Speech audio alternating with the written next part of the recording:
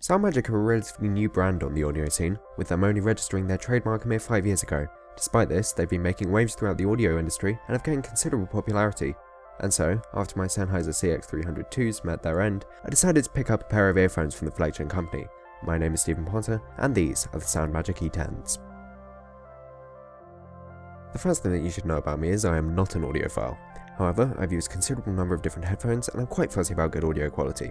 For the purposes of this review, I tested the E10s with 3 different devices: the audio output from my phone, my Chromebook, and my laptop, as I feel this accurately represents how most people will be using these headphones.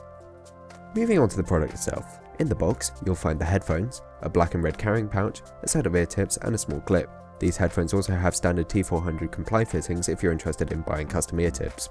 These headphones are, in my opinion, quite good looking, with 4 colour options: red, purple, silver, and the one I have here, gold. Incidentally, the gold colour scheme fits in really well with the black Moto 360, something that I did not plan, but worked out quite nicely. The build of these is pretty solid considering the price point. There's plenty of metal spread throughout the design, which is definitely refreshing considering how much plastic is often used in similarly priced headphones. My only real complaint has to do with the glue used to hold the piece of mesh in the headphone in place. In my unit, the mesh in the left earbud came loose, but was fairly easily fixed by just moving it back into position. I was really a little disparaging of the design of the cable, as the glossy, internally woven look made it seem somewhat cheap compared to the rest of the build. However, I quickly realised that there was a very good functional reason for this. These headphones are almost impossible to tangle up in everyday use, which is a great improvement over my CX300-2s.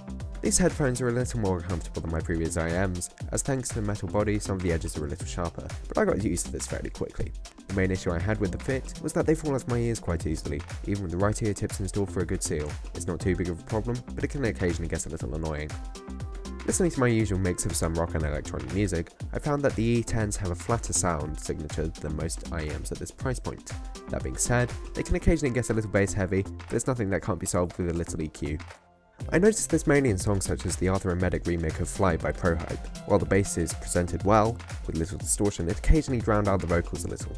Apollo by Astronaut showed off the capabilities of these headphones a little better. Vocals were clear, the bass was punchy but not overwhelming, and there was excellent instrument separation. I can attest the earphone's extreme high end. In Take a Bow by Muse, there is a high-pitched whistle at around 16 kHz, which is fairly accurately represented by these headphones. It's not the most pleasant sound, but that's no fault of the headphones. Where these headphones really shone was in tracks such as Fleetwood Mac's Secondhand News. These in-ear monitors have a surprisingly decent soundstage, which when coupled with good stereo imaging brings a great experience to this style of music.